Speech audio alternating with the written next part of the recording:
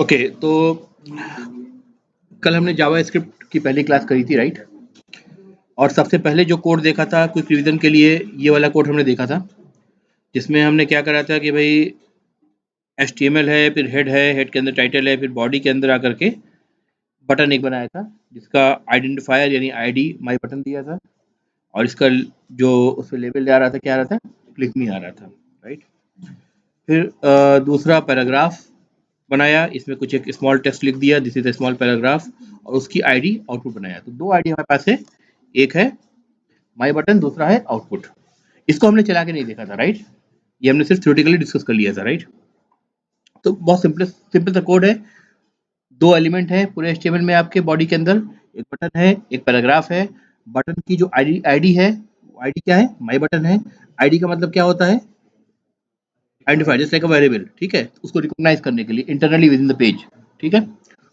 Similarly paragraph का output है, तो याद रखिएगा, एक का ID माई बटन है बटन का, दूसरा का आउटपुट है पैराग्राफ का, राइट? उसके बाद हमने जावा स्क्रिप्ट कोड लिखा था। जावा स्क्रिप्ट कोड में क्या करा था? दो वेरिएबल डिक्लेयर करे थे। वेरिएबल डिक्लेयर करने के आपको चार तरीके मैंने बताए थे। क्या क्या तरीके थे वो? एक तरीका तो था कि where कीवर्ड यूज करें। दूसरा क्या तरीका था? लेट, जैसे मैथमेटिक्स में कहते हैं let x is equal to 5, let button is equal to this. याद रखने का तरीका बता रहा हूँ, ठीक है? लेट यूज करें, ये भी कीवर्ड है। दोनों में डिफरेंस है, थोड़ा सा डिफरेंस बाद में देखेंगे, ठीक है? या फिर आप पाइथन की स्टाइल से खाली छोड़ दें। पाइथन वगैरह में क्या होता है, क्या कोई डिक्लेरेशन के लिए कोई कंस्ट्रक्ट यूज नहीं करते, सिंपली वेरिएबल नाम देते हैं, ठीक है? क्योंकि बेसिकली ये इंटरप्रेटेड लैंग्वेज है, तो काम उसी तरह कर रही है ये टाइप स्ट्रिक्ट टाइप की लैंग्वेज नहीं है जिसमें आप ये कहें कि इंट और फ्लोट और डबल और लॉन्ग कोई डाटा टाइप यूज करें। ऐसा कोई डाटा टाइप आप यूज नहीं कर रहे हैं। डाटा टाइप रन टाइम पे जब प्रोग्राम रन करता है, ऑटोमेटिकली वो फिगर आउट होता है, और वो वेरिएबल में जब असाइन होती है वैल्यू, तो वेरिएबल का डाटा टाइप उस हिसाब से फिक्स हो जाता है, राइट? लेकिन जब दोबारा से आप कोई और वैल्यू उसमें डालेंगे तो उसकी डाटा टाइप डिफरेंट है, तो उसकी डाटा टाइप की डिफिनेशन जो उस वेरिएबल की है वो भी चेंज होगी दोबारा से, राइट? अभी जैसे इंटीजर आपने वैल्यू डाल दी, किसी एक var x is equal to 5 डाल दी, अगली लाइन में आपने क्या करा? x इज इक्वल टू 7.5 डाल दिया। Now the type, if you check in the code, writing some code to check what is the data type, then you will see that it has been converted from number to a floating type, ठीक है? तो हर language में ऐसा होता है कि आप check कर सकते हैं, चेक करने के लिए कुछ कंस्ट्रक्ट होते हैं, कुछ मेथड कॉल्स होते हैं वगैरह करके आप चेक कर सकते हैं, राइट? तो ये फिर चेंज होता है। लेकिन अगर आप किसी कंपाइल्ड लैंग्वेज में जाएंगे तो वहाँ पे क्या होता है? स्ट्रिक्ट टाइप लैंग्वेज होती है। अगर आपने इंट x का रखा है तो उसको x is equal to int x is equal to 5 दे रखा है,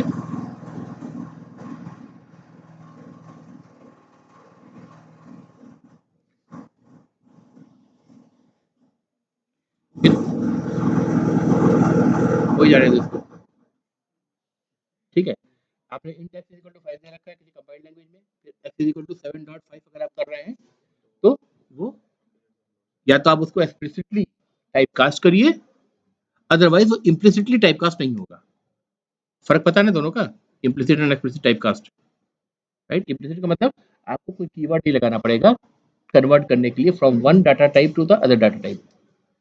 एक्सप्लिसिट का मतलब कि अब आप वैल्यू 7.5 फ्लोट दे रहे हैं तो उसके पहले ब्रैकेट में फ्लोट लिखना पड़ेगा, ये बताने के लिए कि इंट लिखना पड़ेगा ब्रैकेट में बताने के लिए कि भले ये डाटा टाइप फ्लोट है, लेकिन मैं जो वेरिएबल यूज कर रहा हूँ वो इंटीजर टाइप का है, तो इसको इंटीजर टाइप में कन्वर्ट कर दो, चाहे तुम्हें फ्लोट वैल्यू को ट्रंकेट करना पड़े। So that is what we call as explicit cast, ठीक है? तो यहाँ पे ये सब चक्कर ही नहीं है।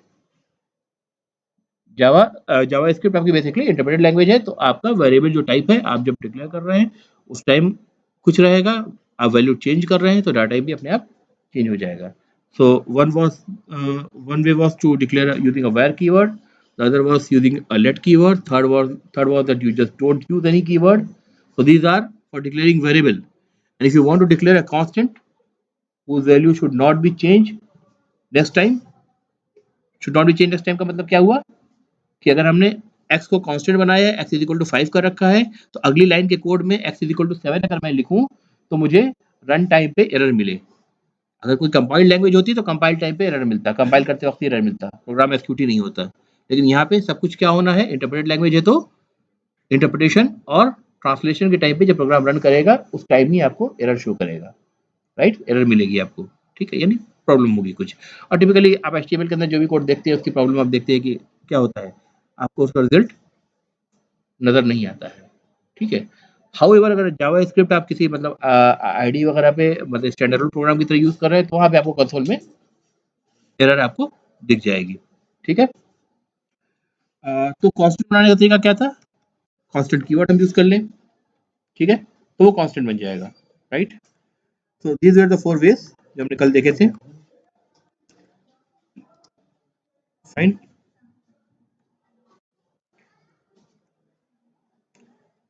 वेरी कभी स्मॉल होगा चूंकि केस सेंसिटिव लैंग्वेज है, राइट। इसमें हमने क्या करा था, दो वेरिएबल बनाए थे बटन और आउटपुट नाम से। बटन में क्या करा था, document gate element by ID my button, यानी माई बटन जो आपने बटन बना रखा है पूरा डॉक्यूमेंट को बताया था कि डॉक्यूमेंट क्या है, एक डॉम स्ट्रक्चर में सबसे जो टॉप मोस्ट एलिमेंट है वो डॉक्यूमेंट है। डॉक्यूमेंट पे आप gate element by ID method call करके किसी भी एलिमेंट जिसकी आपने यूनिक आईडी दे रखी है उसका हैंडल ले सकते हैं। और एक बार आपको हैंडल मिल गई, ठीक है, हैंडल का मतलब in the form of an object, वो मिल गई तो उस पर आप डिफरेंट मेथड कॉल करके डिफरेंट पर्पस को सर्व कर सकते हैं अपने, ठीक है। तो अभी ये क्या हुआ, इसमें माई बटन आईडी नाम से जो बटन था उसका हैंडल बटन नाम के वेरिएबल में आ गया। अब हम बटन के ऊपर कुछ भी कर सकते हैं with in limitations of a button, ठीक है। Similarly gate element by ID, output क्या था, पैराग्राफ था, यहाँ हमें पैराग्राफ का क्या मिल गया, हैंडल मिल गया, राइट। सो बटन पे हमने क्या करा, एक इवेंट लिसनर को ऐड करा जो जो किस इवेंट को लिसन करेगा, क्लिक को, यानी बटन में जब क्लिक हो, और जब क्लिक हो तो उस पे एक्शन क्या होगा, ये फंक्शन चलेगा। बताया था कल, इसको क्या बोलते हैं, एनोनिमस फंक्शन बोलते हैं, राइट, क्योंकि इसका कोई नाम हमने नहीं दिया, सिंपली फंक्शन कीवर्ड यूज करा है, फंक्शन डिक्लेयर कर रखा है। फंक्शन की बॉडी में क्या हो रहा है, देखिए बॉडी यहाँ से शुरू हो रही है, यहाँ पे खत्म हो रही है। हम क्या कर रहे हैं, पैराग्राफ का यानी आउटपुट जो आइडेंटिफायर है उसका हैंडल यूज करा हमने पैराग्राफ का, उसको यूज करके उसके इनर एचटीएमएल यानी उसके टेक्स्ट को हम चेंज कर रहे हैं from that one line of text to button click, text को चेंज कर रहे हैं, यानी बटन को हम क्लिक करेंगे, चेंज कहाँ पे होगा, पैराग्राफ में होगा। क्लिक करेंगे बटन को, चेंज कहाँ होगा, पैराग्राफ में। और because this is a Java script, हमने स्क्रिप्ट टैग को यूज करा है, because HTML itself a tag language, so everything that you want to write in within the HTML should be within the tag itself, ठीक है। तो script tag को हमने use करा, स्क्रिप्ट टैग के बारे में आपको बताया था कि बॉडी में भी यूज कर सकते हैं और हेड में भी यूज करते हैं, हेडर में भी यूज कर सकते हैं, राइट। इसी कोड के एक बार चला के एक बार इसको देख लेते हैं, just let me open the visual studio.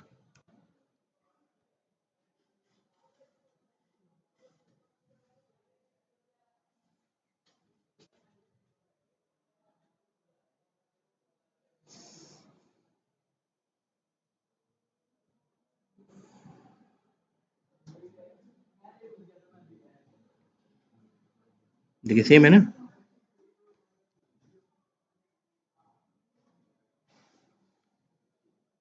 Paragraph में यहाँ मैंने कोई टेक्स्ट नहीं लिखा है, टेक्स्ट लिख देता हूँ, क्या था, this is a small paragraph, ठीक है, फाइन। अब पैराग्राफ आपको दिखेगा, वरना पैराग्राफ एम्प्टी होता तो आपको समझ में नहीं आता कि यहाँ पे कुछ था, सिंपली बटन क्लिक करने पर कुछ टेक्स्ट अपीयर हो जाता है ना, तो आपको आउटपुट डिफरेंट दिखता है फिर। नाउ ये कोड तो क्लियर है ना भाई, चला ले एक बार।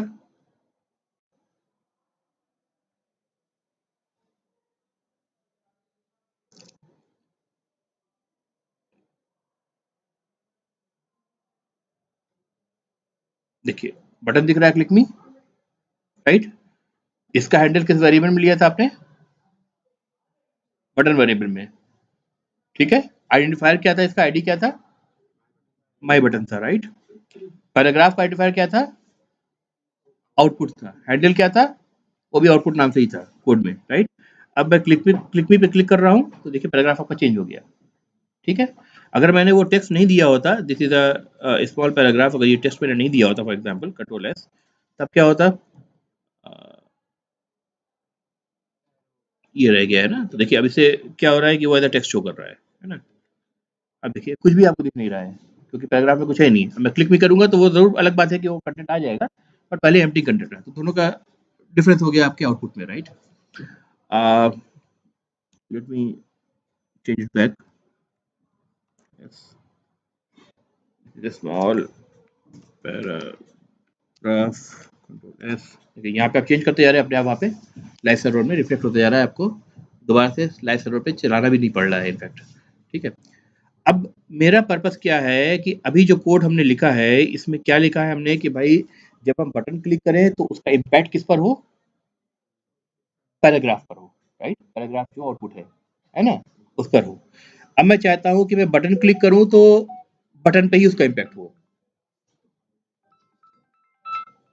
एक मिनट. हाँ मुनीस, वालेकुम सलाम. दोस्त वो जो इन्वर्टर था ना उसमें फिर प्रॉब्लम आ रही है, जरा एक बार किसी को भिजवा दोगे? वो मतलब ऑन करते ही वो फिर मतलब एम्प्टी शो कर रहा है, बीप कर रहा है. पानी वानी मैंने चेंज कर दिया था बैटरी का. अ, हाँ हाँ, जब भी टाइप कर तो किसी को भेज दो, ठीक है?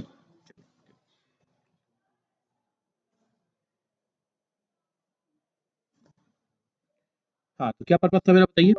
पर्पस ये था कि मैं बटन को क्लिक करूँ तो बटन का जो अभी लेवल था क्लिक में था, उसे से for example button click click करके आ जाए. बटन पे कॉल करना पड़ेगा, राइट? तो कहाँ चेंज करें हम बताइए? लाइन नंबर 17 में.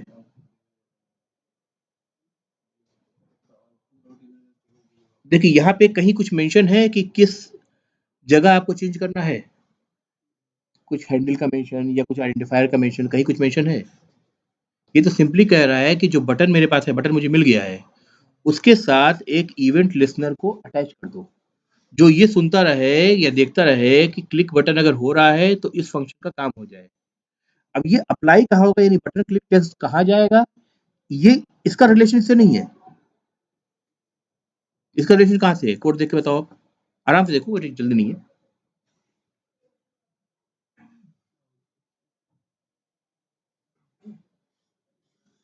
आप चेंज, अच्छा एक रिलेशन है, आपने सही कहा. ये आउटपुट जो दिख रहा है यही रिलेशन है ना, है ना? अच्छा तो यहाँ पे मतलब आपको चेंज करना पड़ेगा, ये कह रहे थे आप. अच्छा क्या चेंज करूँ बताओ क्या?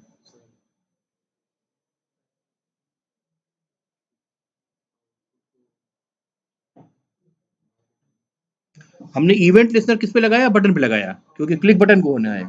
चेंज कहाँ होना है? आउटपुट में होना है. तो इनर एचटीएमएल किसका चेंज कर रहे हैं? आउटपुट का कर रहे हैं. आउटपुट की जगह क्या करते हैं बताओ? माय बटन या बटन कर दे. बेसिकली हैंडल ये है ना. हैंडल पे करेंगे या किस पे करेंगे बताओ?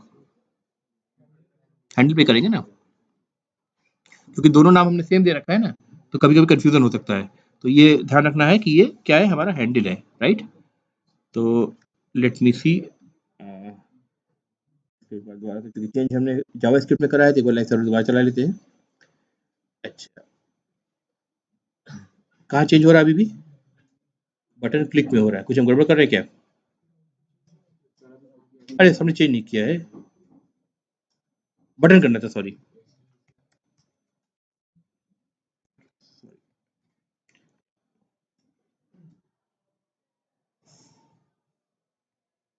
हाँ, हो गया ना?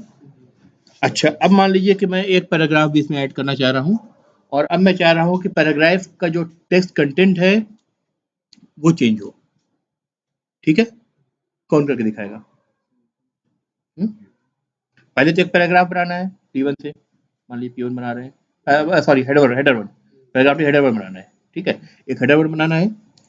तो पहले तो एचटीएमएल के अंदर हेडर 1 बनेगा, उसके अंदर कुछ टेक्स्ट होगा, ठीक है? फिर उसके बाद हमें क्या करना है कि instead off button, now the text of the button, या उसके लेवल की जगह अब क्या चेंज होना चाहिए? अब वो हेडर 1 की टेक्स्ट चेंज होनी चाहिए. कौन ट्राई करेगा बताओ? कोड पूरा आपके सामने है, इसको देख के ही करना है सब कुछ, इसी में करना है. टाइम लेना है, टाइम लेके करो, कोई टेंशन नहीं.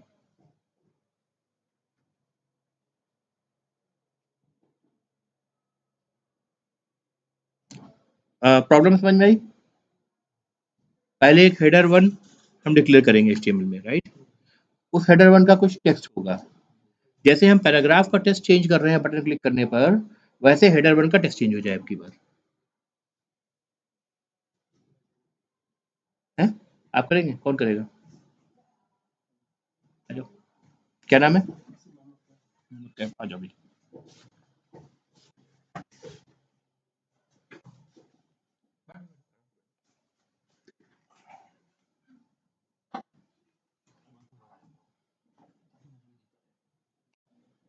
बाकी लोग हेल्प करेंगे।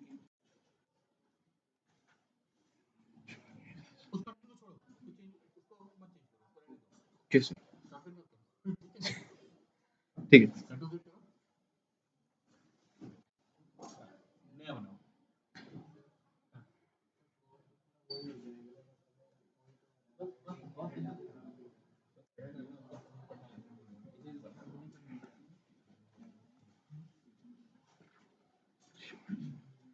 सर, वो जो कंप्यूटर में बैठते हैं ना, जो कंफर्ट लेवल आपका आना चाहिए, वो आना चाहिए। ये पूरे बेंच के सामने बैठ के करते हैं, तो फिर वो कंफर्टेबल आएगा जो आप इंटरव्यू में चाहिए। सर आईडी यहाँ जो आउटपुट है पैराग्राफ पे नया।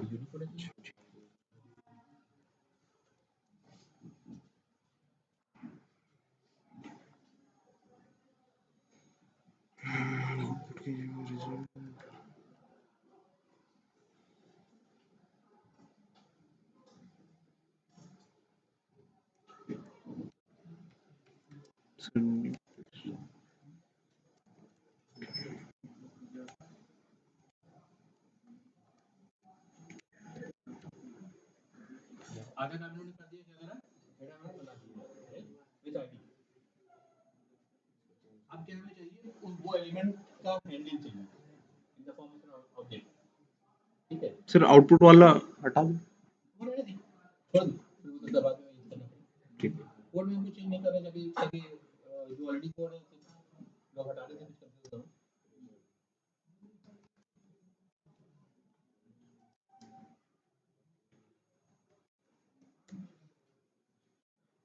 कंट्रोल स्पेस करो, टाइप करो, अपने आप आ जाएंगे बेटा। शॉर्टकट यूज करने से स्पेलिंग मिस्टेक नहीं होती है। ठीक है सर। जीटी लिखिए, अपना मेथड आ जाएगा। जीटी टैब दबाइए, आ गया। GT element by ID.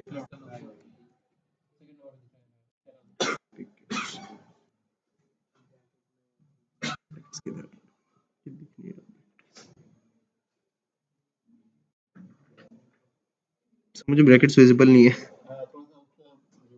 हाँ सर, आ गया आ गया आ गया। ठीक है सर।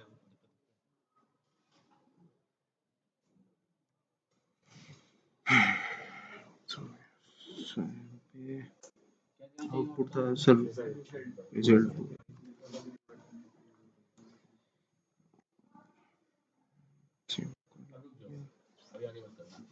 अब बताओ भाई, एक लास्ट चीज होना है इस पूरी चीज को फेस करने के लिए। वो लास्ट चीज कहाँ होगा? टीचर बताओ, कौन बताएगा? आप बताओ भाई, लास्ट चीज क्या होना चाहिए? अच्छा समझ आया आपको?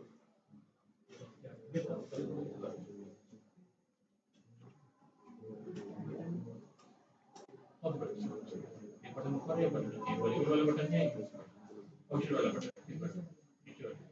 क्या चेंज करेंगे बताओ?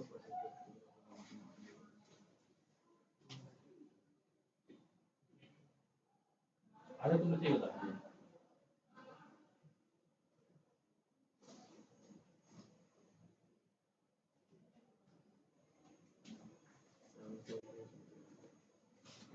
आप बताओ बेटा। नाश्ता कर लिया? समझ में नहीं आ रहा है या कंफ्यूजन है? अगर मुझे कुछ के समझ में आया तो फिर पहले मैं इसकी दिक्कत है।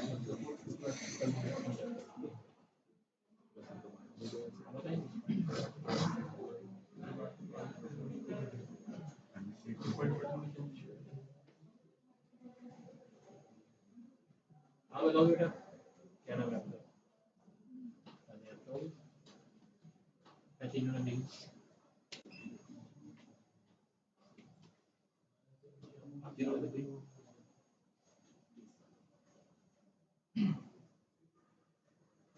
इधर से पढ़ बताएगा।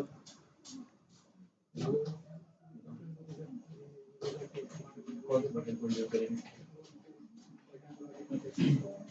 क्या भाई सही है ये कह रहे हैं इस वाले बटन को तो यहाँ पे बटन है इसी का इनर एचटीएमएल हमें चेंज करना है ना और इसका हैंडल हमें कहाँ मिला है इधर भी मिला है क्या हो गया एक और प्लेयर आप बैठो आप बता दे रहे हैं ठीक है ये जाना होगा चले जाओगे देखो मौका मिला जाने के लिए तो नहीं जा रही है चेंज करो हाँ जी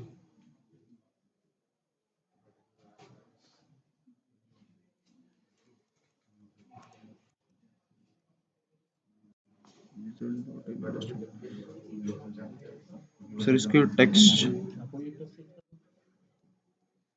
हेलो वर्ड की जगह हेलो अपना नाम लिख दो फॉर एग्जांपल हेलो क्या हेलो एवरीवन लिख दो चलो रोबोटिक आदमी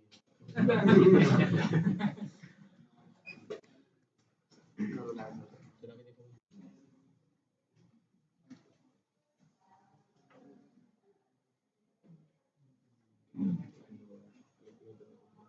देखो ओके अब आप जाओ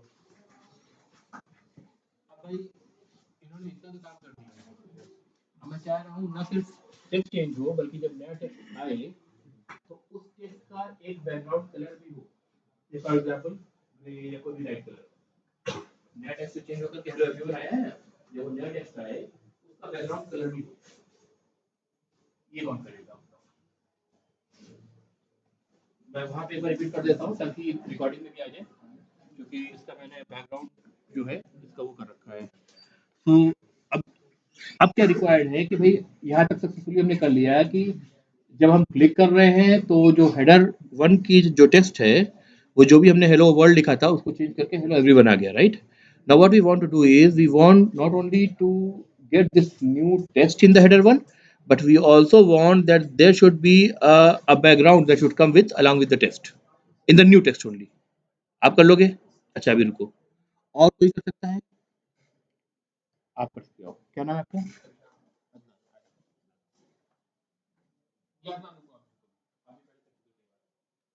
और कोई जिससे पहले कभी नहीं करा है उनमें से कोई आना है कोई अपॉर्चुनिटी है गेन करने की क्योंकि आप हमारी नजर में रहोगे और कहीं ना कहीं उसका एडवांटेज मिलेगा ठीक है अगर समझ में आ रहा है चलो अगर ना हो पाए एक बार तो ज्यादा से क्या होगा नहीं हो पाएगा ना मैं बता दूंगा आपके दोस्त बता देंगे मैं ऐसा पढ़ना कि हम कुछ नहीं आता है ऐसा नहीं करना उसकी टेंशन नहीं कौन ट्राई करना चाहेगा बताओ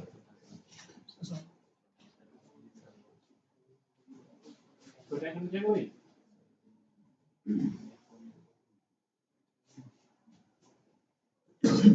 आप करोगे भाई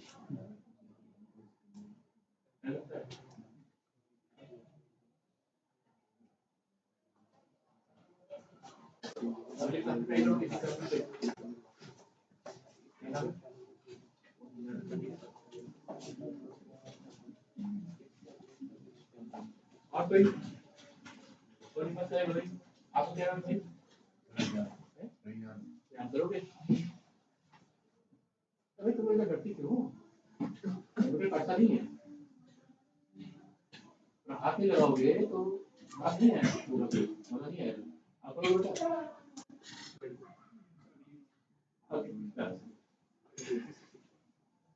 चलो यार कोई तैयार नहीं है आप करो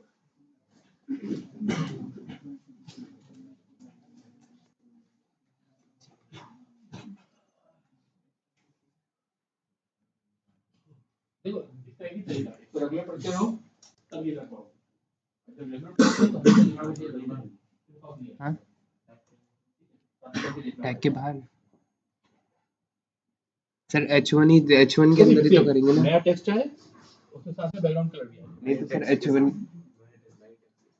नहीं टेक्स्ट हेलो वर्ल्ड पहले से बैकग्राउंड नहीं आप पेज को रिफ्रेश करोगे ना उसको वापस से एचटीएमएल को आप रिफ्रेश करोगे देखो आप रिफ्रेश करो पेज को कहाँ गया एचटीएमएल मैं ये कह रहा हूँ कि ये कंटेंट कहाँ गया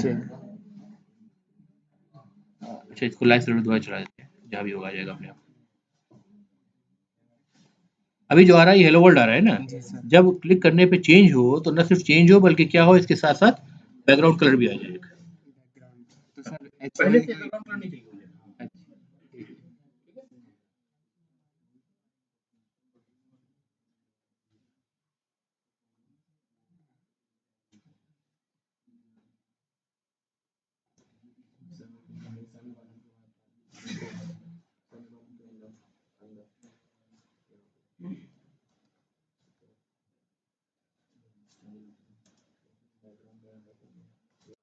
नहीं बेटा ऐसा नहीं, ऐसा नहीं।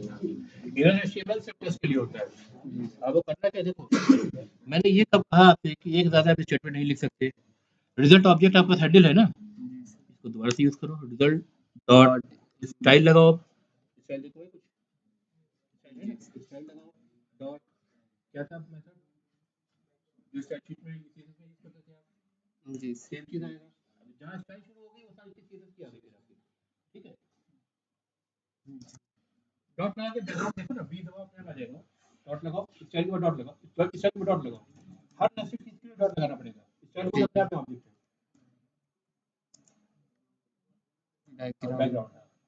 बैकग्राउंड का सबसे ऊपर जा रहा है इंटर अच्छा कौन सा? Equal to equal background background colour होता है, बैकग्राउंड कलर होगा ना? देखो बैकग्राउंड कलर है यस सर यस। ये इक्वल टू वैसे मतलब इतनी सारी चीजें होती हैं तो आप एक बार कंफ्यूज होगे, लेकिन फिर आपको मिल ही जाएगी ultimately.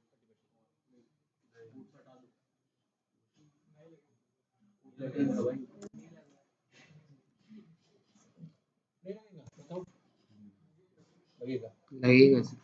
Double quote single quote लगेगा। एट्रीब्यूट है इसका, एट्रीब्यूट आपको चीजों में याद करो आप स्ट्रिंग के फॉर्म में यूज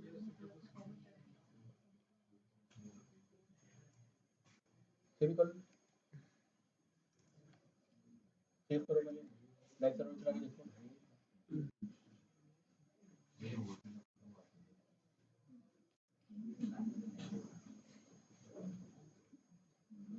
हो गया राइट। तो ये इसका मतलब ये है कि उसी उसी पार्टिकुलर फंक्शन में आप जितने चाहें उतने उस एलिमेंट पे आप चीजें लगा सकते हैं, सिर्फ उसी पे नहीं लगा सकते हैं।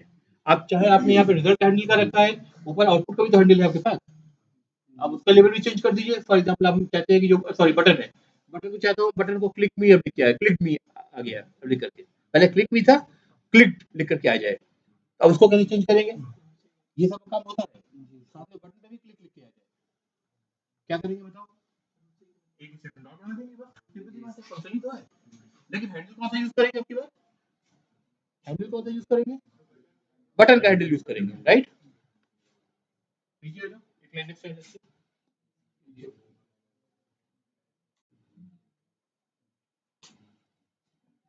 रिजल्ट नहीं बेटा, रिजल्ट नहीं, अब बटन पे काम करना है ना। जी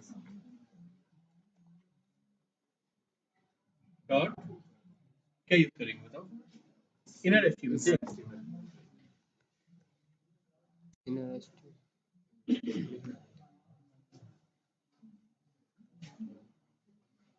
जी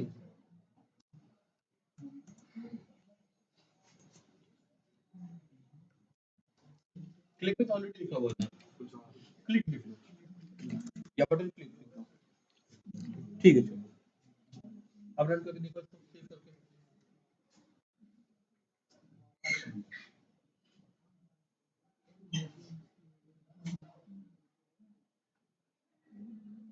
दोनों का चेंज हो रहा है, यहाँ भी चेंज हो रहा है, ऊपर भी चेंज हो रहा है राइट। ठीक है चलो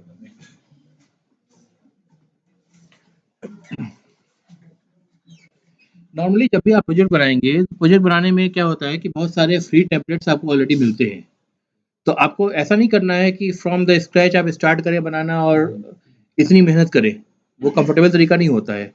अपने जो आपको चाहिए लेआउट चाहिए उससे सिमिलर एक कोई टेम्पलेट जो फ्रीली अवेलेबल है उसको डाउनलोड कर लें, कई बार पेड भी होता है, और डाउनलोड करके उसमें आपको जावास्क्रिप्ट भी मिल जाएगी, उसमें स्टाइल शीट भी मिल जाएंगी, बड़े डिसेंट कलर का कॉम्बिनेशन मिल जाएगा, ठीक है।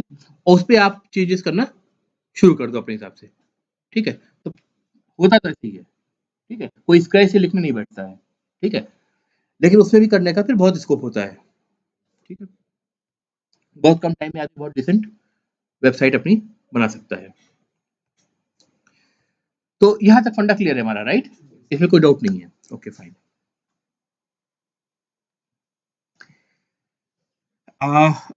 Let's move to the next exercise that we did yesterday. कल हमने एक और क्या करा था?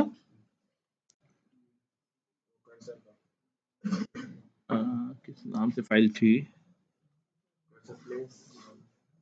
क्या करा था? कौन सा? अच्छा, माउस होवर वाला करा था। Right right right right, mouse hover. अच्छा, माउस होवर पे जाने से पहले एक और छोटा सा दिखाता हूँ आपको इसी तरह का। देखिए, ये फाइल है clouds.html, ठीक है। इसका पहले बिहेवियर देख लीजिए क्या हो रहा है। जस्ट फॉर फन मैंने इसको बना दिया था, ठीक है। कहीं कोई एग्जांपल देख रहा था, मुझे अच्छा लगा तो उसको यूज करके मैंने कुछ अपने हिसाब से बना दिया। तो just to illustrate what JavaScript can do, JavaScript can change HTML attribute value. In this case, JavaScript changes the value of the src, that is source attribute of an image. याद है इमेज टैग जो था img, उसमें image की जो file का नाम आप देते थे, पाथ देते थे, कंप्लीट पाथ देते थे, वो src के अंदर देते थे ना, ठीक है। अब मैं क्या कर रहा हूँ कि मैं दो बटन मैंने बना रखे हैं, एक इरिटेट क्लाउड बना रखा है, एक एप्रिशिएट क्लाउड बना रखा है, ठीक है। जब मैं इरिटेट क्लाउड कर रहा हूँ तो क्या हो रहा है? क्लाउड को गुस्सा आ जा रहा है, ठीक है, चेंज हो गई इमेज, ठीक है। एप्रिशिएट कर ले रहा हूँ तो वापस से खुश हो जा रहा है, ठीक है। जितनी बार चाहूँ मैं क्लिक करता जाऊँ, ये चीजें होती रहेंगी, राइट। तो बेसिकली मैं कुछ भी नहीं कर रहा हूँ, मैं क्या कर रहा हूँ, इमेज को ही चेंज कर रहा हूँ हर क्लिक पर। यानी इवेंट लिस्टनर किस पे लगा होगा? बटन्स पे लगा होगा, ठीक है। दो बटन है, दोनों बटन पे लगा होगा इवेंट लिस्टनर। और इम्पैक्ट किस पे हो रहा है? इमेज पे हो रहा है, IMG वाले टैग पर। उसका आइडेंटिफायर यूज कर रखा होगा मैंने, राइट। अब देख लेते हैं इसका कोड एक बार, यहीं से व्यू सोर्स पेज सोर्स कर लेते हैं, यही समझ में आ जाएगा। देखिए, डॉक टाइप एचटीएमएल बॉडी, ये जो डिस्क्रिप्शन ऊपर प्रिंट होकर के आ रहा था वो पैराग्राफ में प्रिंट होकर के आ रहा है, राइट। फिर उसके बाद बटन, ठीक है, बटन से आपने शुरू करा। एक बटन था इरिटेट क्लाउड जिसका टेक्स्ट था, एक का टेक्स्ट का था एप्रिशिएट क्लाउड। दो बटन है हमारे पास, ठीक है। तो जो बटन, इन दोनों बटन का क्या हमको आईडी चाहिए? क्या इनकी आईडी चाहिए? हमने आईडी डिक्लेयर नहीं कर रखा है इस पर। बटन पे आईडी का डिक्लेयर है दोनों में से किसी बटन पर? नहीं जरूरत है, क्योंकि हमें इम्पैक्ट इस पर नहीं करना है, हमें सिर्फ इस पर इवेंट ऐड करना है, राइट। अगर हमको इस पर इम्पैक्ट करना होता तब हमें इसकी आईडी चाहिए होती हैंडल लेने के लिए। Document gate element by ID चाहिए होती है हमको फिर हैंडल लेने के लिए, राइट। लेकिन वो जरूरत नहीं है हमको, हमको किस पे चेंज करना है? सिर्फ इमेज पे चेंज करना है। तो हमने यहाँ पे आईडी डिक्लेयर ही नहीं करा इस वक्त। इमेज जो है इसकी आईडी डिक्लेयर कर रखा है माई इमेज। इनिशियल क्या है? Happy cloud. जब सबसे पहले मैंने पेज खोला था, क्या हैप्पी क्लाउड वाली इमेज आपको नजर आ रही थी, क्लाउड खुश था, ठीक है। स्टाइल कुछ इसकी दे रखी है वेट, ताकि वेट की एक जैसी रहे हमेशा। जब हम एंग्री क्लाउड पे भी क्लिक करें तो भी ऐसा ना हो कि बड़ी सी इमेज आ जाए। इमेज की एक्चुअल साइज दोनों की वेरी कर सकती है, लेकिन साइज फिक्स रहे इसके लिए हमने इसकी एक वेट को फिक्स कर दिया है। स्टाइल यही करता है ना, चीज को एक स्टैंडर्ड फॉर्म में कन्वर्ट करता है, राइट। तो ये स्टैंडर्डाइजेशन उसका हो गया वेट्स का।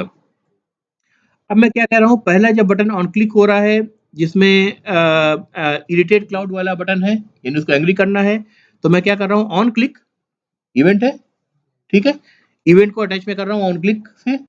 ऑन क्लिक जो आता है, ये जो इवेंट आपका दिख रहा है ना, ये किस में आ रहा है? आपका HTML टैग के साथ जुड़ा हुआ है ये, ठीक है। मुझे एसोसिएट नहीं करना पड़ा जैसा प्रीवियस केस में मुझे करना पड़ा था, जिसमें ऐड इवेंट लिस्टर आपको ऐड करना पड़ा था, ठीक है। वो नहीं करना पड़ रहा है यहाँ पर, राइट। तो ऑन क्लिक पे क्या कर रहे हैं, document dot get element by ID my image, यहां तक मुझे इमेज मिल गया, यहां तक मुझे इमेज मिल गया। इमेज का मतलब ये पूरी चीज मिल गई, है ना। अब उसमें क्या करें, डॉट एसआरसी, तो सिर्फ एसआरसी मिल गया। अब एसआरसी पे हम पहुंच गए। एसआरसी को मैं क्या चेंज कर रहा हूँ, इसमें हैप्पी क्लाउड था, इसको हम चेंज करके क्या कर रहे हैं, एंग्री क्लाउड कर रहे हैं। ध्यान देने की बात है कि पूरी स्ट्रिंग डबल कोट के अंदर थी, और जब हमने माई इमेज और एंग्री क्लाउड को मेंशन किया तो दे आर फर्दर स्ट्रिंग्स। अगर हम ऐसे बाहर लिखते, जैसे यहाँ पे हम लिख रहे हैं इमेज के अंदर, तो देखिए माई इमेज हैप्पी क्लाउड दोनों अपने आप में डबल कोट में है, यानी वो भी स्ट्रिंग थी। तो अब पहली वाली स्ट्रिंग को दूसरे से डिफरेंशिएट करने के लिए हमको सिंगल कोट यूज करना पड़ रहा है, राइट। ये ध्यान रखने वाली चीज है, वरना आपका कोड नहीं चलेगा अगर आपने गलती की इसमें, ठीक है। और आपने क्या करा, सिंपली इमेज को चेंज कर दिया एंग्री क्लाउड में। जब आप दूसरे बटन को क्लिक कर रहे हैं जिसमें अब इरिटेट होने के बाद एप्रिशिएट क्लाउड आ रहा है, तब उसमें क्या हो रहा है, document gate element by ID my image SRC happy cloud, ठीक है, इमेज को अब चेंज कर दिया। अगर पहले से हैप्पी क्लाउड है और एप्रिशिएट क्लाउड पे क्लिक कर रहे हैं तो क्या होगा, ऑन क्लिक में वो चेंज तो होगा लेकिन सेल्फ वो चेंज करेगा ना। आप बिना मतलब उससे मेहनत करवा रहे हैं, वो अपनी इमेज को दोबारा से फिर रिप्लेस करेगा, है ना, इंटरनली हो रहा है वो बेसिकली, क्योंकि आपने इवेंट ऐड कर रखा है, आप क्लिक कर रहे हैं, आप जब क्लिक कर रहे हैं तो एक्शन भी होगा, लेकिन that's a waste of computation आप कर रहे हैं, राइट। फाइन, क्लियर है भाई। अब देखो ये चूंकि मैंने व्यू सोर्स करा है तो बहुत सारा कोड इसने ऐसे भी जनरेट कर रखा है ना, इसकी हमें जरूरत नहीं है। हमारा कोड बेसिकली स्क्रिप्ट तक के ही अंदर का है, बल्कि मैं इसको बंद करके खोल के आपको दिखाई देता हूँ विजुअल स्टूडियो पे।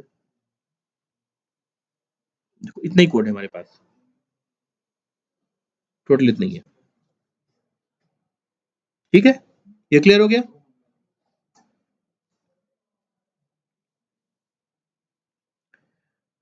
रोके आगे बढ़े, टाइम है अभी, आगे चले। चलो, तो कल जो हमने देखा था एक्सरसाइज, उस पे वापस आते हैं।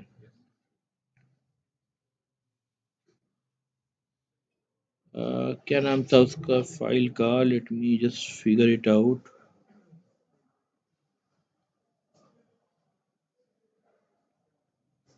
देखिए ये वाली थी, right, just a quick revision. इसको पहले मेरे को चला के याद दिला देता हूँ आपको, फिर हम उसको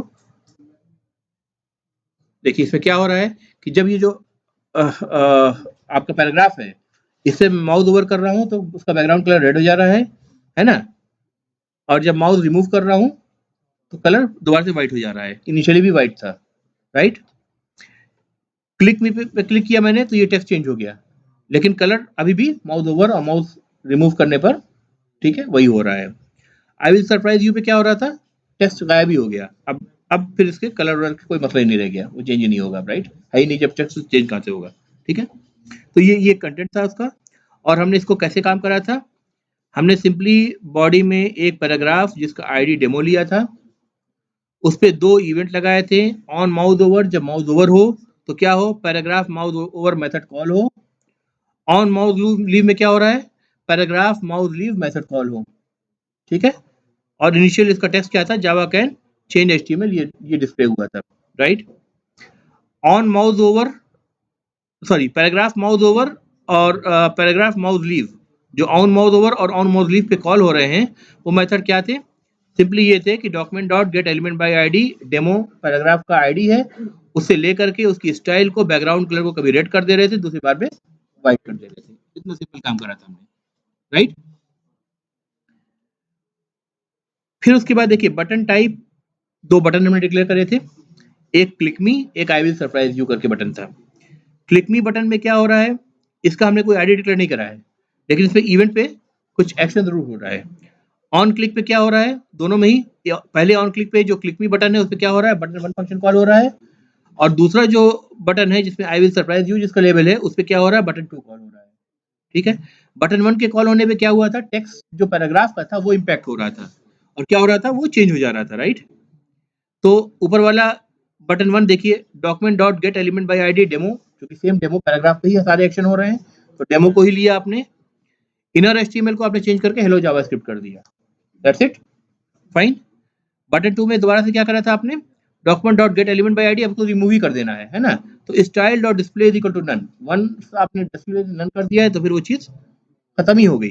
दोबारा से अगर आपको लाना है तो display is equal to none की जगह आपको देखना पड़ेगा क्या ऑप्शन मौजूद है, उसको फिर से ऑन करना पड़ेगा डिस्प्ले को, और तब जाकर के फिर आप उस पर दोबारा टेक्स्ट, इनर टेक्स्ट डालेंगे, तब जाकर के दोबारा से डिस्प्ले होगा, ठीक है, ऐसा करना होगा, राइट। बहरहाल तो ये कोड से कंफर्टेबल थे आप, राइट। अब मैं इसके सिमिलर एक और कोड दिखाता हूँ, वो देख करके आप बताइए कि ये कोड क्या करेगा। मैं इसका आउटपुट आपको नहीं दिखा रहा हूँ, सिर्फ कोड दिखा रहा हूँ, आप कोड देख के मुझे बताएं कि ये क्या करेगा। देखिए बॉडी यहाँ से शुरू हो रही है, पूरी बॉडी आपके सामने है। अब ये देख के आप बताएं कि क्या करेगा, थोड़ा बड़ा कर दूं क्या इसको,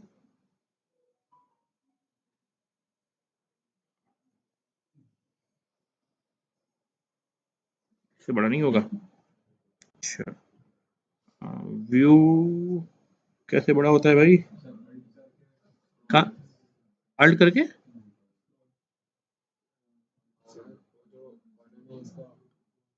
सबसे कोने में जो फाइल वाला ऑप्शन है ना, लेफ्ट वाला, इधर वाला, यहाँ नहीं, इधर दूसरा इसको दबा दो, नीचे वाला, फाइल के नीचे। नहीं समझ में आ रहा मुझे, आप आगे बताओ।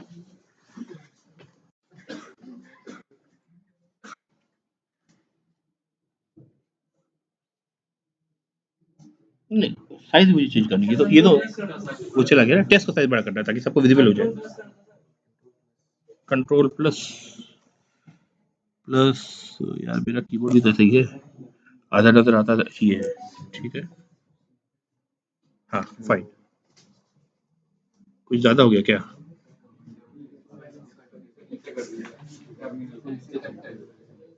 तो अब ले आते हैं नीचे, देखिए टोटल कोड आपका इतना ही है, ठीक है। अब देख के बताओ।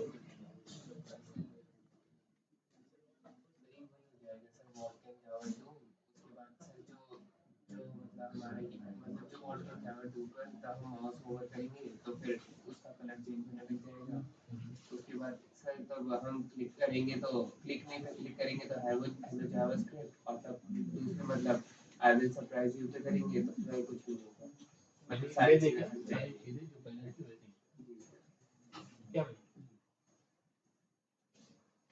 और किसी को बताइए क्या लगता है, क्या कर रहा है ये कोड?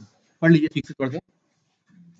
अदनान ने बताया सही बताया है, लेकिन आप लोग देख के बताइए और क्या समझ में आ रहा है इससे।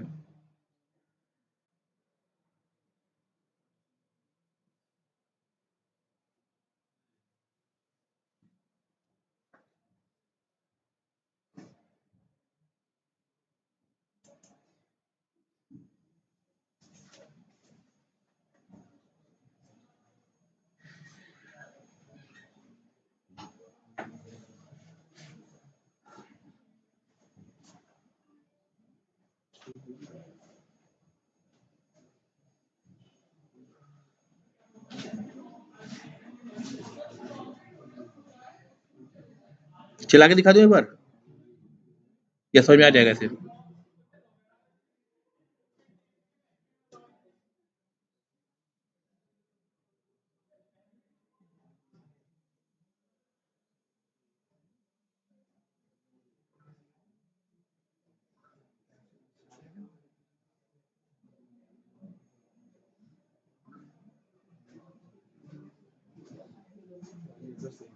सेम है, क्या नाम है आपका?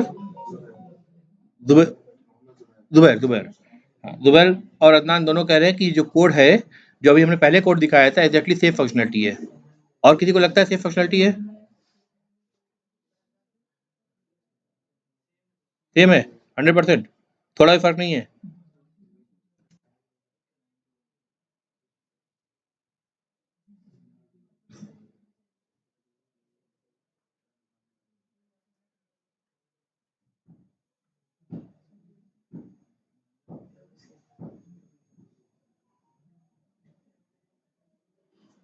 चला के देख लें एक बार।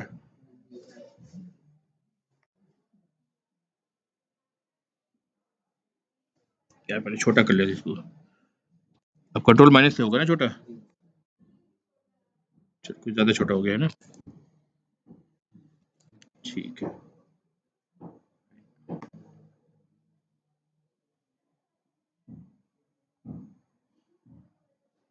ये फंक्शनलिटी सेम है, क्लिक मी पे सेम हो रहा है, आई विल सरप्राइज यू पे सेम हो रहा है, करेक्ट। इनफैक्ट ये कोड एग्जैक्टली सेम फंक्शनलिटी के लिए लिखा गया है जो पहले आपने कोड देखा था, लेकिन एक चीज नोटिस करने वाली बात है, इसमें फंक्शन नहीं लिखा है ना, यही फर्क है। लेकिन उससे उससे उससे बताइए क्या क्या आपको लग रहा है कि क्या मेजर डिफरेंस आ गया है कोड में? सिर्फ फंक्शनलिटी में डिफरेंस नहीं आया है, फंक्शनलिटी तो सेम है, काम एग्जैक्टली वही करेगा, कोड की रीडेबिलिटी बहुत इंपैक्ट कर गई है। जो चीज आप बड़े आराम से देख करके पता चल रहा था कि इस पे ये फंक्शन कॉल हो रहा है, फंक्शन में जाके आपने देख लिया इस पे ये फंक्शन कॉल हो रहा है, बड़ी आराम से समझ में आ रही थी चीजें। मॉड्यूलरिटी जिसको कहते हैं ना, प्रोसीजर लैंग्वेज में जो मॉड्यूलरिटी आपने पढ़ी है, वो चीज हमने लॉस कर दी है ना, काम वही करेगा अभी भी, क्लमसी कोड हो गया आपका बहुत ज्यादा, राइट। जब सबसे पहले मॉड्यूलर लैंग्वेज का जो कंसेप्ट आया था वो इसी वजह से तो आया था ना, कि आप एक बड़े से उसमें पेज पे कोड लिखे चले जा रहे हैं, कोड इतना लंबा हो गया कि आपको कभी भी स्क्रॉल करके नीचे आना पड़ रहा है, कभी ऊपर जाना पड़ रहा है, कि एक ही लाइन में बहुत लंबा चौड़ा कोड लिख रहे हैं, ठीक है। तो अगर अगर कोड रीडेबिलिटी के लिए अगर आपको एक लाइन से 2 लाइन में ब्रेक करना पड़े तो वो भी करना चाहिए आपको, रीडेबिलिटी के पॉइंट ऑफ व्यू से। शॉर्टकट के लिए कई बार लोग लिखते हैं कि एक ही के अंदर नेस्टेड के अंदर नेस्टेड लेते हैं, लीगली और या technically that is perfectly alright. Readability को डैमेज जरूर करता है, मगर कोड की रीडेबिलिटी को डैमेज करता है, ठीक है। तो जब तक छोटे ऑपरेशंस ना हो तब तक तो ठीक है, लेकिन अगर बहुत कॉम्प्लेक्स ऑपरेशन है तो it is better to break down into steps. इसमें आप भी गलती कम करोगे और जो आपके बाद कोड को मेंटेन करने के लिए कोई नया डेवलपर आ रहा है उसको भी कोड को पढ़ने में आसानी होगी, और जो अच्छा रिव्यूअर होगा आपका कोड का वो आपको ऐसा करने के लिए मजबूर भी करना उसको चाहिए, ठीक है। एक एक स्टेटमेंट सुना था ना, anyone can write a code which can do something for you but only a intelligent coder can write a code which another coder can understand और पीपल कैन अंडरस्टैंड। ऐसा कुछ फ्रेज था, एक एक्चुअली फ्रेज नहीं मुझे याद है, मैं उसका क्रक्स बता रहा हूँ, ठीक है, सारांश जिसे कहते हैं हिंदी में, ठीक है, वो बता रहा हूँ, ठीक है। तो अब इसमें इतना डिफरेंस तो आपको आ गया। अच्छा, ये जो टेक्निक मैंने यूज की है इसको हम बोलते हैं इनलाइन जावास्क्रिप्ट ऐड किया मैंने। देखिए, जैसे CSS क्या था, इनलाइन स्टाइल हम ऐड कर रहे थे, वैसे ये क्या है, ये इनलाइन जावास्क्रिप्ट है, राइट है। आपने आपने टैग यूज करा, टैग के अंदर ही आपने पूरी जावास्क्रिप्ट लिख दी है ना। जबकि HTML टैग लैंग्वेज जरूर है, लेकिन ये सिंप्लीफाई करने के लिए टैग टैग लैंग्वेज इन्वेंट की गई थी, ताकि विजुअली वो आसानी से समझ में आए चीज को, है ना। हमने गलती करी कि इसको और कॉम्प्लेक्स कर दिया। जाहिर सी बात है, सबसे शुरू जब एक लैंग्वेज डेवलप हुई होगी तो इसी तरह शुरू होती है, चीज़ें पहले क्लमसी होती हैं, बाद में लोग दिमाग लगाते हैं, नई नई चीज़ें समझ में आती हैं तो लगता है कि यार ये तो गलत हो रहा है, इसको अब सही करना चाहिए। तो इवोल्यूशन होता है चीज़ों का ना। तो इवोल्यूशन के साथ क्या हुआ, जो दूसरा आपने तरीका देखा था कि हमने सब चीज़ को बड़ा सिंप्लीफाइड करके यहाँ पे सिर्फ HTML को छोड़ा और ट्रिगर्स को छोड़ा, है ना। अदरवाइज सारी चीज़ों को हम फंक्शन में सेपरेटली मूव कर लिए ताकि फंक्शन को देख करके आप वहां से रिलेट करके इसको आसानी से पढ़ पाए, ठीक है। अब किसी को अगर फंक्शन की डिटेल में नहीं आना है, उसको सिर्फ ये भी अगर पढ़ रहा है तो हाई लेवल पे उसको बात समझ में आ रही है। On mouth over on mouth over पे क्या हो रहा है, कुछ पैराग्राफ माउथ ओवर पैराग्राफ के साथ एसोसिएटेड कोई चीज हो रही है जो उसको चेंज कर रही है। मैं नाम इसका और अच्छा दे सकता था, चेंज कलर टू रेड, और ज्यादा मतलब वो होता मतलब समझने लायक होता, बल्कि नाम मुझे ऐसा ही देना चाहिए, ठीक है, कि यहाँ यहीं पे कोड देख करके मैं नाम से ही समझ जाऊँ कि एक्चुअली उस कोड में हो क्या रहा होगा, है ना। मुझे जब तक जरूरत ना हो उसकी लॉजिक देखने की, मुझे या डिबग करने की, मुझे वहां जाने की जरूरत ही नहीं पड़नी चाहिए, है ना। सिमिलरली ऑन माउस लीफ पे मुझे लिखना चाहिए change paragraph colour to change paragraph white, ऐसा कुछ नाम दे देता मैं, right, that would have made more sense, ठीक है, ये कर सकता था। सिमिलरली इसमें आपने क्या करा, बटन 1 कॉल कर दिया मैंने, बटन 1 की जगह चेंज पैराग्राफ टेक्स्ट कर देता मैं, यहाँ पे करता डिलीट पैराग्राफ, पैराग्राफ ही डिलीट कर दिया आपने, चलिए चाहे पैराग्राफ टेक्स्ट करिए या पैराग्राफ करिए, ये मेथड डाल सकता था, that would be more convenient for the reader of the code, ठीक है। वो टाइम बचाता है, डेवलपर का टाइम बचाता है, एक्चुअली बचाता है वो, ठीक है। तो ये डिफरेंस आपने देखा। तो वो पहला वाला क्या था, इनलाइन था, इसको मैं क्या बोलूंगा बताइए, इंटरनल बोलेंगे, जस्ट लाइक CSS, ठीक है, राइट। इसके अंदर वहां पे स्टाइल यूज होता था, यहाँ पे हमने स्क्रिप्ट यूज करा। बस फर्क ये हो गया कि उसकी स्टाइल को मैं कह रहा था आप हेडर के अंदर डालिए, या स्क्रिप्ट को आप चाहे हेडर के अंदर डालिए चाहे बॉडी के अंदर डालिए, इट्स ओके। आपको लग रहा है कि इतने ऊपर मुझे स्क्रॉल करके रीड करना पड़ रहा है, कट करके उसी के नीचे आप स्क्रिप्ट यहाँ डाल दीजिए, चलेगा वो, ठीक है, फाइन। स्टाइल शीट करते वक्त तीसरी टेक्निक हमने क्या देखी थी, एक्सटर्नल देखी थी, जब हम उसको पेज से ही उस कंटेंट को ले जाकर के बाहर कर दे रहे थे, राइट। अब वो देखिए सेम कोड है, मैंने इसी कोड को दोबारा से एक्सटर्नल कर दिया है।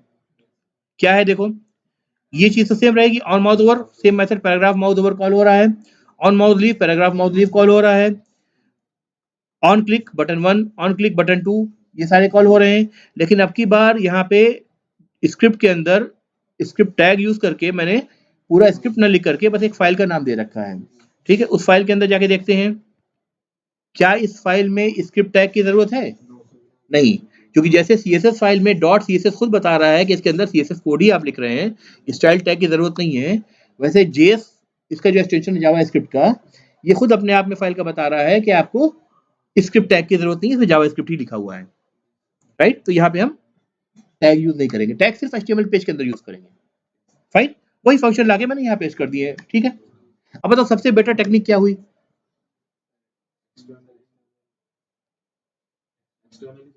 क्यों इंटरनल और एक्सटर्नल में, क्यों जो इंटरनल करे वो इंटरनल के फेवर में बताए, जो एक्सटर्नल करे एक्सटर्नल के फेवर बताए। हाँ, एक रीजन तो ये हुआ कि एक्सटर्नल जो है मल्टीपल फाइल्स में, मल्टीपल HTML में सेम फंक्शन को यूज कर सकते हैं। कोड की रीडेबिलिटी चलो हाँ, किस तरह से बढ़ाता है?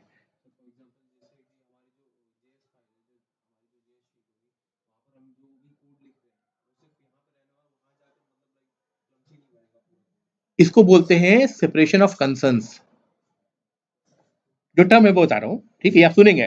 देखो ऐसे टर्म से थोड़ा थोड़ा आपको समझा के बम्बार्ड करना जरूरी है, क्योंकि जब आप कंपनी में जाए, इंडस्ट्री में जाएं, तो आपको जब ये नई चीज हो तो आपका दिमाग उसको समझने में ना लगे, बल्कि आपको वो चीजें ऑलरेडी पता हो, आपका दिमाग जो वहाँ काम करना है उसमें लगे, ठीक है।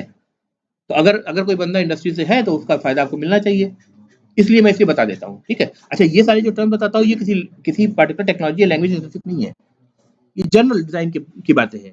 तो अब मैंने क्या करा, मैंने कहा कि जावा स्क्रिप्ट फाइल को मैं .js फाइल में अलग डालूंगा, सारी स्टाइल शीट को .css फाइल में अलग डालूंगा, उनके खाली लिंक यूज करूंगा, तो उनकी रीयूजेबिलिटी बढ़ गई, क्योंकि मल्टीपल फाइल में यूज कर सकता हूँ, स्टेटमेंट यूज कर सकता हूँ। प्लस बेनिफिट क्या मिला मुझे? बेनिफिट ये मिला कि हमें सेपरेशन ऑफ कंसर्न हो गया, है ना। हमें पता है कि अगर जावा स्क्रिप्ट खोलना है तो .js फाइल के अंदर ही मैं जाके देखूंगा, वही चेंजेस करने हैं मुझे।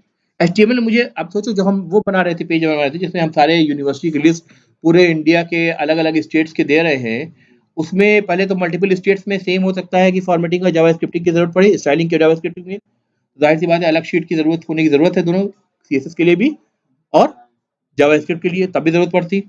प्लस उसमें बहुत सारे CSS लगे थे, वो बड़ा पेज था, उसमें बहुत सारे जावा स्क्रिप्ट भी लगते, तो अगर उतना सारा कोड एक HTML फाइल में होता तो एक बहुत बड़ा स्क्रॉल करके आपको मूव करना पड़ता ऊपर नीचे, और जब ऐसा करना पड़ता है तो आपको बड़ी डिफिकल्टी होती है कोड को समझने में, पढ़ने में, है ना।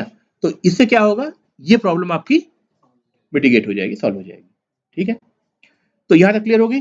सो we have 3 ways of declaring script also, just like CSS: inline, internal and external। Fine, clear हो गया? चलो ठीक है, यहाँ पे रोके।